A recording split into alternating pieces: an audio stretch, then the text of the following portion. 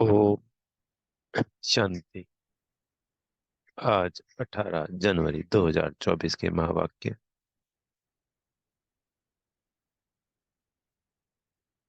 प्यारे मीठे अव्यक्त बाप द्वारा पिताश्री जी के पुण्य स्मृति दिवस पर सुनाने के लिए बाप दादा के मधुर महावाक्य। मीठे बच्चे, बाप की दिल अंदर बच्चों को सदा सुखी बनाने की फर्स्ट क्लास आस रहती है। बाप यही चाहते हैं कि मेरे बच्चे लायक बन स्वर्ग के मालिक बने। ओम शांति। बच्चे जानते हैं, अभी भगवान सम्मुख बैठकर हमको ज्ञान के गीत सुनाते हैं। वह ज्ञान की डांस कराते हैं। इस ज्ञान डांस से तुम देवताओं माफिक सदा सुखी और हर्षित रहेंगे। तो ज्ञान डांस से, अगर ज्ञान की डांस उसको धारण करें, उसका मनन चिंतन करें, भरपूर रहे, दूसरी आत्माओं को भी वो सुनाने के निमित्त बने, तो देवताओं के मुआफिक जैसे देवता रहते हैं हमेशा सुखी और हर्षित, वैसे ही रहेंगे। भगवान को ही बेहद का बाप व विश्व का रचयिता कहा जाए। आत्मा समझती है बाबा हमारे लिए स्वर्ग की सौगात लाए हैं। वही रचयिता स्वर्ग का मालिक बनाने के लिए राजयोग सिखाते। कहते हैं बाप को और विश्व के मालिक बने को याद करो। बाप बेहद का मालिक है, तो जरूर बेहद की बड़ी दुनिया ही रचेंगे। तुम बच्चों के लिए सारे विश्व ही घर है, अर्थात पाठ बजाने का स्थान है। बेहद का बाप आकर के बेहद का विश्व अथवा घर बनाते हैं। वह है स्वर्ग। तो ऐसे बाप का बच्चों को कितना शुक्रिया मनाना, मानना चाहिए।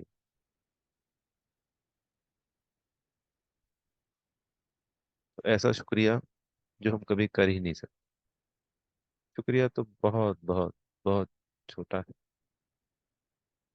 वो जो परमात्मा हमारे लिए करता है इस स्वर्ग के अलावा भी, जो हमें पता ही नहीं होता पूरे काल का, वो अद्भुत है। कितने अनेकों अनेक कल्प बीत गए होंगे, और बाबा तो हमेशा हर कल्प कल्प करता है।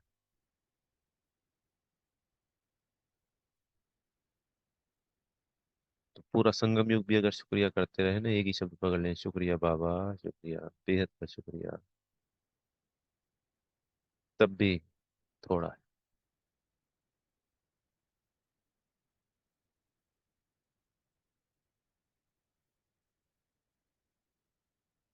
विश्व का रास्ता बाप डायरेक्ट समझा रहे। हम तुमको विश्व का मालिक बनाने आया हूं, तो तुम्हारा स्वभाव बहुत फर्स्ट क्लास चाहिए। तुम्हारी चलन ऐसी होनी चाहिए जो सब कहें कि यह तो जैसे देवता है।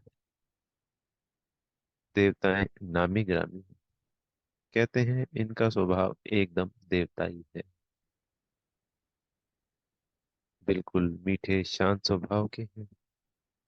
तो ऐसे बच्चों को बाप भी देख खुश होते। बाबा स्वर्ग का मालिक बनाने आते, तो तुम्हें कितना मददगार बनना चाहिए। सर्विस में आपे ही लग जाना चाहिए।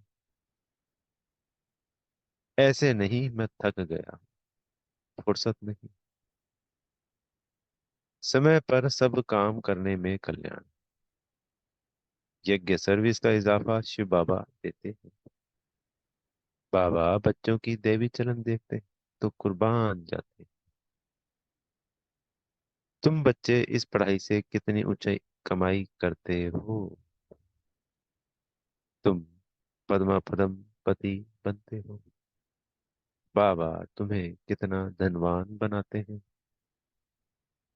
बाप तुमको अखुट खजाने में ऐसा वजन करते हैं जो 21 जन्म साथ रहेगा।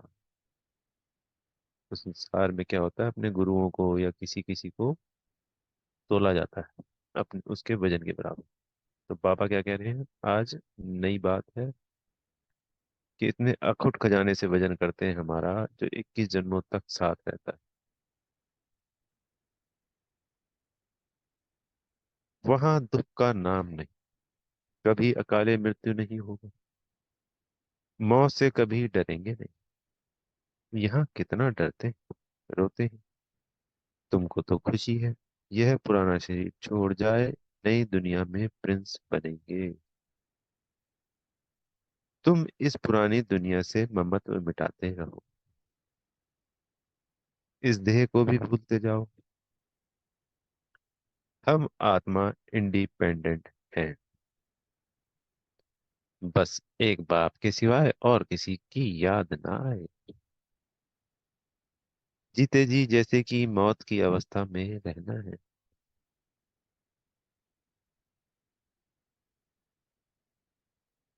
इस दुनिया से मर गए, कहते भी है ना, आप मुए मर गई दुनिया। शरीर के भान को उड़ाते रहो,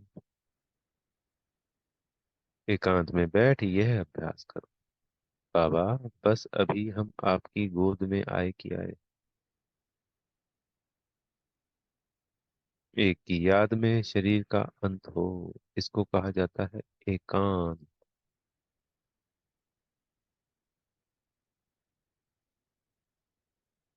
मीठे बच्चे, तुम जानते हो ऐसी ऊंची पढ़ाई पढ़ाने वाला कौन है? इस चैतन्य डब्बी में चैतन्य हीरा बैठा है, वही सच्चित आनंद स्वरूप है। चैतन्य डब्बी में चैतन्य हीरा, प्रकृति की बात कर रहे हैं बाबा यहाँ पे। और वही सच चित आनंद है, सत्य है, और चित्त को आनंद देने वाला सच, सत्य चित्त आनंद स्वरूप। सत्य बाप तुम्हें सच्ची सच्ची श्रीमत देते हैं। बाप के बने हो तो कदम कदम पर श्रीमत पर चलना है, चुप रहना है और पढ़ना है। एक बाप को याद करना है, घड़ी घड़ी इस बैच को देखते रहो तो बाप और वर्षे की याद आएगी। याद से ही तुम जैसे सारे विश्व को शांति का दान देते हो। हर एक बच्चे को अपनी प्रजा भी बनानी है, वारिस भी बनाने हैं। मुरली कोई भी मिस नहीं करनी चाहिए। बाबा बहुत प्यार से समझाते हैं, मीठे बच्चे अपने पर रहम करो, कोई अवज्ञा नहीं करो। तो अपने पर रहम क्यों? अगर हम बाबा की आज्ञा पालन करते हैं तब भी हमारा कल्याण है, और अवज्ञा करते हैं तब भी। जो अवज्ञा करता है उसी को तो फिर उसका फल नहीं मिल पाएगा जो मिलना चाहिए। तो वो अपने आप में अलग कल्याण है। तो जो आत्मा करती है वो सिर्फ और सिर्फ स्वयं के लिए करती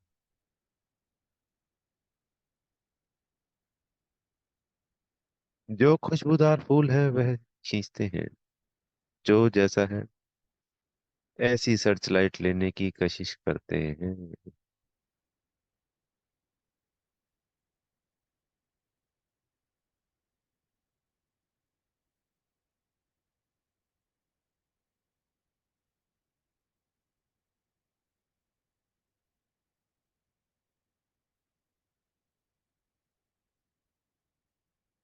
जो खुशबूदार फूल है वह खींचते हैं, जो जैसा है ऐसी सर्च लाइट लेने की कोशिश करते हैं। खुशबूदार गुणवान बच्चों को देख प्यार में खुशी में नैन गीले हो जाते हैं। आज बाबा क्या कह रहे हैं कि खुशबूदार और गुणवान बच्चों को देखकर प्यार में खुशी में नैन गीले हो जाते हैं। कुछ तकलीफ होती है तो बाबा सर्च लाइट देते हैं, बाबा समझाते हैं, मीठे बच्चे, तुम्हें इस पुरानी दुनिया में कोई भी आशा नहीं रखनी है। अब तो एक ही श्रेष्ठ आस रखनी है कि हम तो चले सुख धाम। किसको याद करना है? सुख धाम को, स्वर्ग को, अपने वर्षे को। कहाँ भी ठहरना नहीं, देखना नहीं, आगे बढ़ते जाना है। एक तरफ ही देखते रहो, तभी अचल अडोल स्थिर अवस्था रहेगी।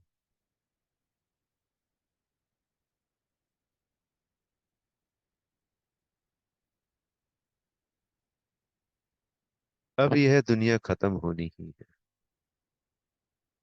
इसकी बहुत सीरियस हालत है। इस समय सबसे अधिक गुस्सा प्रकृति को आता है, इसलिए सब खल्लास कर देती है। तुम जानते हो, यह प्रकृति अभी अपना गुस्सा जोर से दिखाएगी। सारी दुनिया, पुरानी दुनिया को डुबो देगी। अर्थक्वेक में मकान आदि सब गिर पड़ेंगे। अनेक प्रकार से मौत होंगे। यह सब ड्रामा का प्लान बना हो। इसमें दोष किसी का भी नहीं है। तो बाबा किसी को दोषी नहीं बता रहे हैं, बस हमें इन्फॉर्म करते हैं, बताते हैं कि ये ऐसे ऐसे, ये ऐसे। बाबा ने बच्चों को कभी भी दोषी नहीं कहा। सब ड्रामा, ड्रामा, ड्रामा।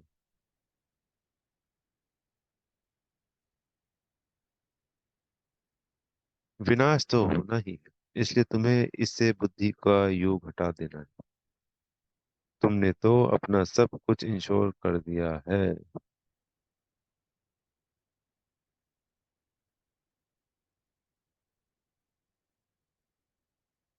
इसलिए तुम्हें किसी भी प्रकार की चिंता नहीं करनी है। तुम्हारा सब कुछ सफल हो रहा है।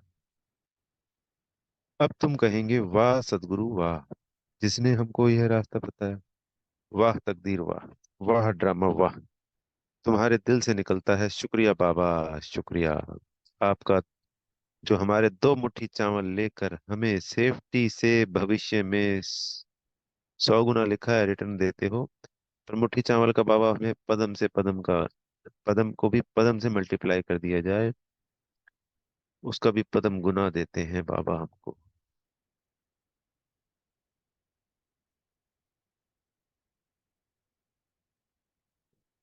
तो आज पूरे दिन क्या करेंगे? वाह सतगुरु वाह, वाह तकदीर वाह, और वाह ड्रामा वाह। परंतु इसमें भी बच्चों को बड़ी विशाल बुद्धि चाहिए। बच्चों को अथाह ज्ञान धन का खजाना मिलता रहता है, तो अपार खुशी होनी चाहिए। जितना हृदय शुद्ध होगा तो औरों को भी शुद्ध बनाएंगे। योग की स्थिति से ही हृदय शुद्ध बनता है।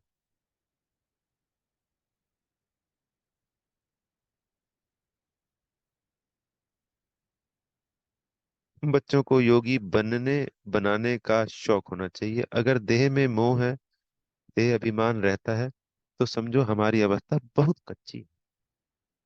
देही अभिमानी बच्चे ही सच्चा डायमंड बनते हैं। इसलिए जितना हो सके देही अभिमानी बनने का अभ्यास करें। बाबा अक्षर सबसे बहुत मीठा है। बाप बड़े प्यार से बच्चों को पलकों पर बिठाकर साथ ले जाएंगे। ऐसे बाप की याद के नशे में चकनाचूर होना चाहिए। बाप को याद करते करते खुशी में ठंडे ठार हो जाना चाहिए। जैसे बाप अपकारियों पर भी उपकार करते हैं, तुम भी फॉलो फादर करो। सुखदाई बनो। बाप के दिल के अंदर बच्चों को सदा सुखी बनाने की कितनी फर्स्ट क्लास आस रहती है कि बच्चे लायक बन स्वर्ग के मालिक बने। तुम बच्चे अभी ड्रामा के राज को भी जानते हो। बाप तुम्हें निराकारी, अकारी और साकारी दुनिया का सब समाचार सुनाते हैं।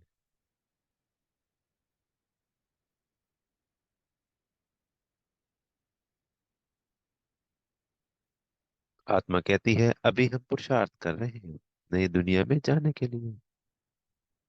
हम स्वर्ग में चलने लायक जरूर बनेंगे। अपना और दूसरों का कल्याण करें। अच्छा, बाप मीठे बच्चों को समझाते हैं। बाप दुख हरता सुख करता है, तो बच्चों को भी सबको सुख देना है। बाप का राइट हैंड बनना है।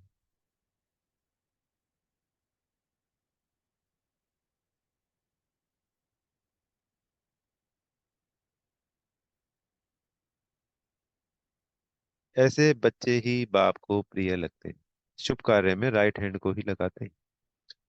तो बाप कहते हैं हर बात में राइटियस बनो। एक बाप को याद करो, फिर अंतमति सो गति हो जाएगी।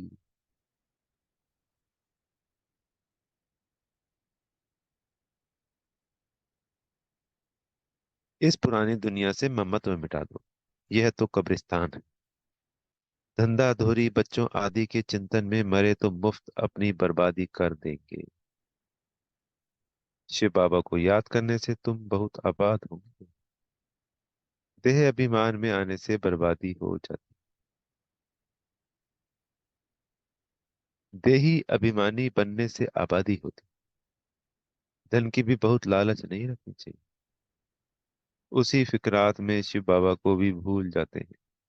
बाबा देखते हैं सब कुछ बाप को अर्पण कर फिर हमारी श्रीमत पर कहाँ तक चलते हैं। शुरू शुरू में बाप ने भी ट्रस्टी हो दिखाया ना। सब कुछ ईश्वर अर्पण कर खुद ट्रस्टी बन गया। बस ईश्वर के काम में ही लगाना है। विघ्नों से कभी डरना नहीं चाहिए।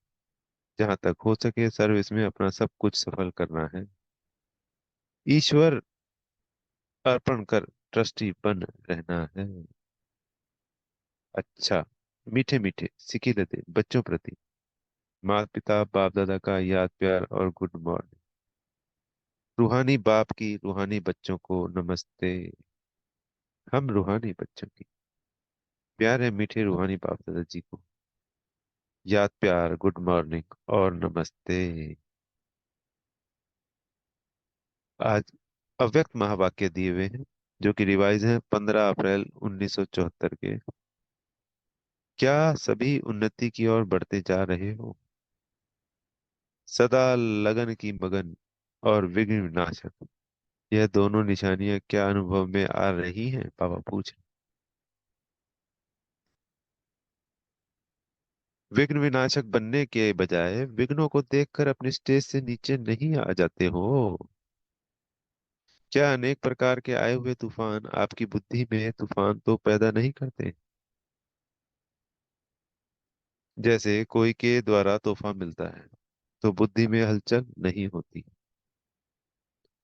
बल्कि उल्लास होता है।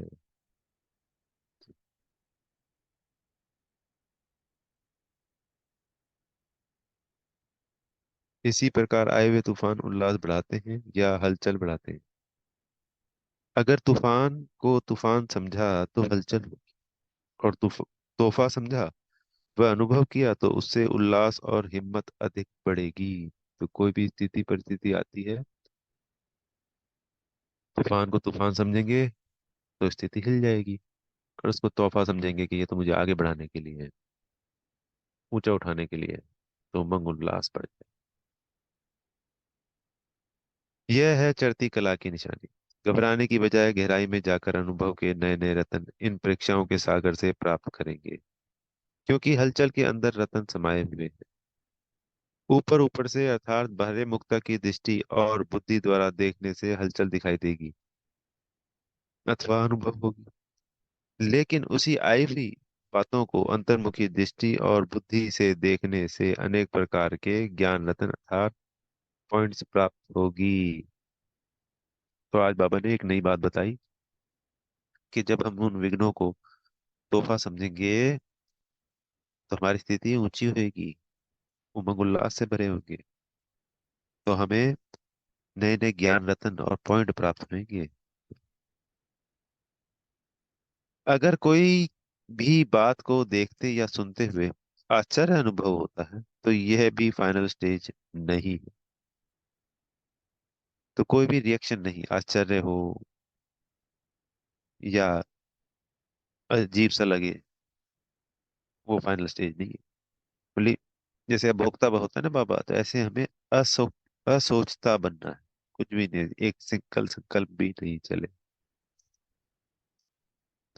ऐसा तो होना नहीं चाहिए। ड्रामा के होने पर अगर ऐसा भी संकल्प उत्पन्न होता है तो इसको भी अंश मात्र की हलचल का रूप कहेंगे। अब तक भी क्यों क्या का क्वेश्चन अगर उठता है तो इसका अर्थ है हलचल। जितना विघ्न आना आवश्यक है उतना विघ्न विनाशक स्थिति में रहना, यही हर्षित रहने का साधन। नथिंग न्यू, यह है फाइनल स्टेज। यानी कोई भी बात आई तो हमारा एक ही शब्द हो सकता है मनी में, nothing new, nothing new, nothing new. तो ये कोई बड़ी वाली, बोले एक बार ही नहीं दोहराना होता। जब वो स्थिति आ रही होती है, अपने संकल्पों को बिल्कुल नॉर्मल, जैसे नॉर्मल स्थिति में होते हैं वैसे रहना चाहिए। अपने अंदर खुश रहना है। और नथिंग न्यू बार बार किए तो वो हुआ वही तो हो रहा है ना, कुछ भी नया नहीं है इसमें। हर कल हुआ। तो उस पूरे स्थिति पे नथिंग न्यू से हम कंट्रोल कर सकते हैं।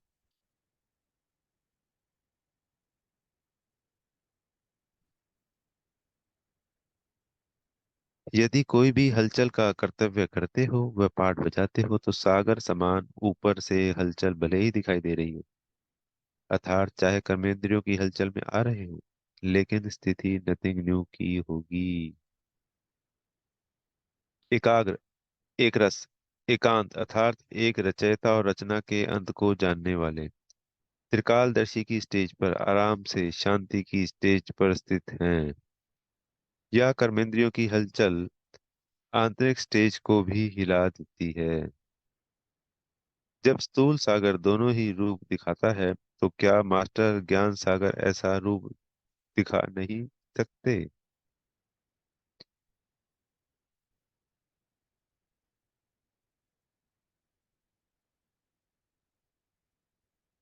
यह प्रकृति ने पुरुष से कॉपी की है।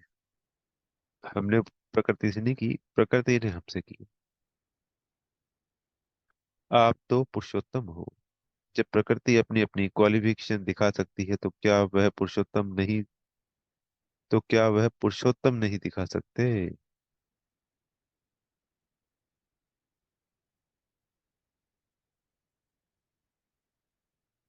अभी समय अति की तरफ बढ़ रहा है।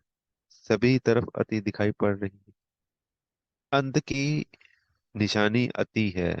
तो जैसे प्रकृति समाप्ति की तरफ अति में जा रही है, वैसे ही संपन्न बनने वाली आत्माओं के सामने अब परीक्षाएं व विघ्न भी अति के रूप में आएंगे। इसलिए आश्चर्य नहीं खाना है कि पहले यह नहीं था, अभी क्यों है। अब आश्चर्य भी नहीं, फाइनल पेपर में आश्चर्यजनक बातें क्वेश्चन के रूप में आएंगी। तब तो पास और फेल हो सकेंगे। ऐसी ऐसी बातें आएंगी जो ना चाहते हुए भी बुद्धि में क्वेश्चन उत्पन्न हो। यही तो पेपर है। और है भी एक सेकंड का पेपर। क्यों का संकल्प चंद्रवर्षी की क्यों में लगा देगा। इसलिए एक रस स्थिति में स्थित होने का अभ्यास निरंतर हो। समस्या की सीट को संभालने नहीं लग जाओ, लेकिन समस्या पर बैठ समस्या का समाधान करना ही है।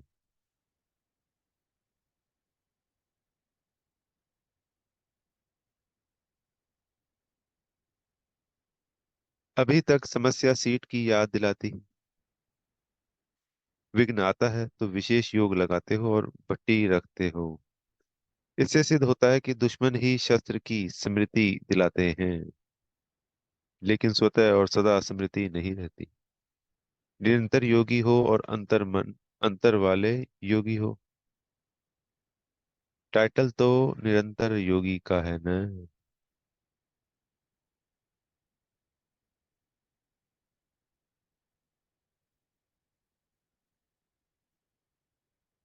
टाइटल तो निरंतर योगी का है ना।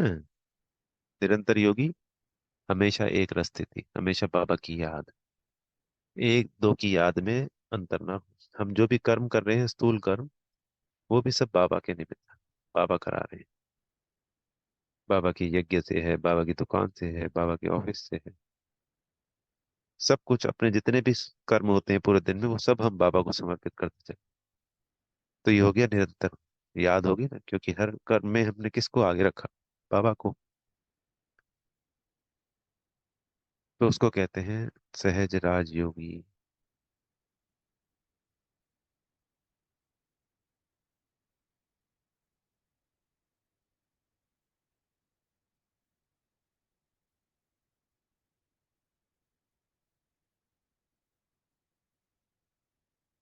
टाइटल तो निरंतर योगी का है ना। दुश्मन आवे ही नहीं, समस्या सामना ना कर सके, सूली से कांटा बनना, यह भी फाइनल स्टेज नहीं। सूली से कांटा बने, उसके बजाय कांटे को योग अग्नि से दूर ही से भस्म कर दे। कांटा लगे और फिर निकालो, यह फाइनल स्टेज नहीं है। कांटे को अपनी संपूर्णता स्टेज से समाप्त कर देना, यह है फाइनल स्टेज। यह है फाइनल स्टेज। ऐसा लक्ष्य रखते हुए अपनी स्टेज को आगे चढ़ती कला की तरफ बढ़ाते चलो। बड़ी बात को छोटा अनुभव करना, इस स्टेज तक नंबरवार लखपति, इस स्टेज तक नंबरवार यथाशक्ति पहुंचे। अब पहुंचना वहां तक है, जो भी अंश और वंश भी समाप्त हो जाए। आप सभी हिम्मत, उल्लास और स्वर्ग के सर्व के सहयोगी सदा रहते हुए चल रहे हो ना। कलयुगी दुनिया को समाप्त करने के लिए व परिवर्तन करने के लिए माया को विदाई देनी है।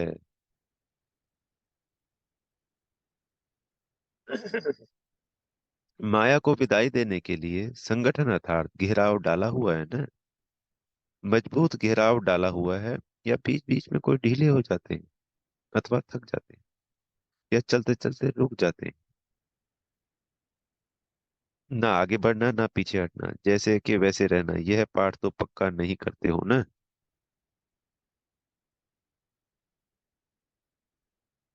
समय धक्का लगाएगा तो चल पड़ेंगे, ऐसा सोचकर जहाँ के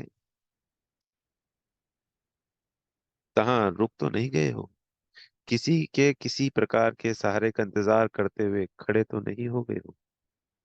ऐसी स्टेज वालों को क्या कहेंगे? क्या इसको ही अंगत की स्टेज कहते समझते हो? अगर ऐसे रुक गए तो फिर लास्ट वाले फास्ट चले जाएंगे। जब भी पहाड़ों पर बर्फ गिरती है और जम जाती है तो रास्ते रुक जाते हैं। फिर उस बर्फ को गलाने के लिए या उसे हटाने के लिए पुरुषार्थ करते हैं। यहाँ भी अगर बर्फ के मुवाफिक जम जाते हो तो इसे सिद्ध होता है कि योग अग्नि की कमी। योग अग्नि को तेज करो तो रास्ता क्लियर हो जाएगा। मिली हुई हिम्मत और उल्लास के पॉइंट्स बुद्धि में दौड़ाओ तो रास्ता क्लियर हो जाएगा। पुरुषार्थ की गति में अंगत बनो। माया से हार खाने से अंगत नहीं बने।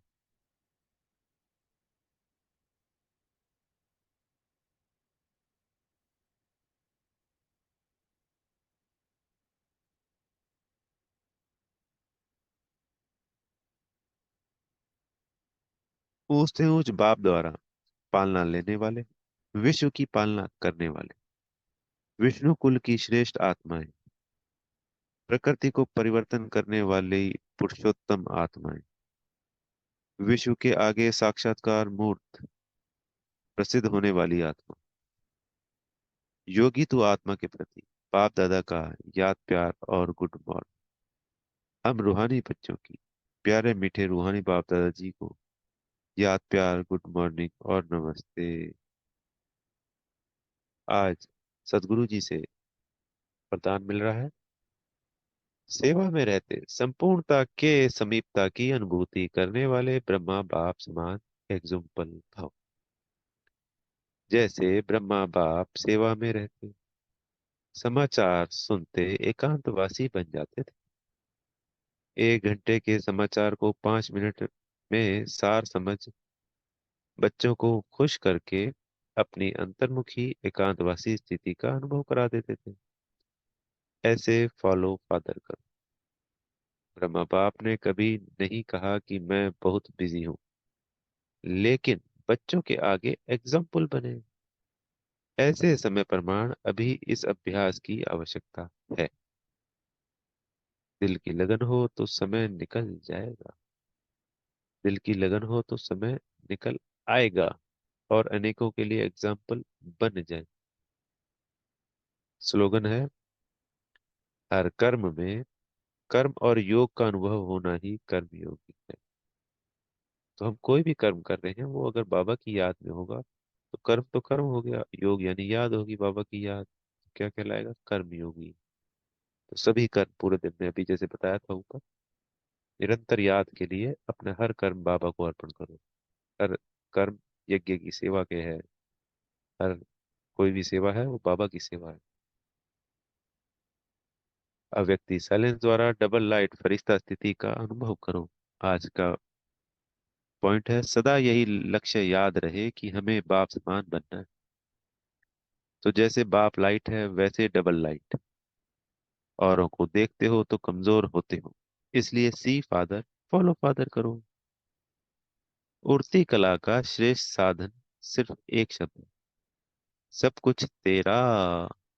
ये बहुत सुंदर शब्द है, सब कुछ तेरा। मेरा शब्द बदल तेरा कर दो। तेरा हूं तो आत्मा लाइट है, और जब सब कुछ तेरा है तो लाइट बन गए, हल्के बन गए। ये वो वाली लाइट है, रोशनी वाली लाइट है। अच्छा, ओम शांति। बेहद का शुक्रिया प्यारे मीठे बाप दादा जी।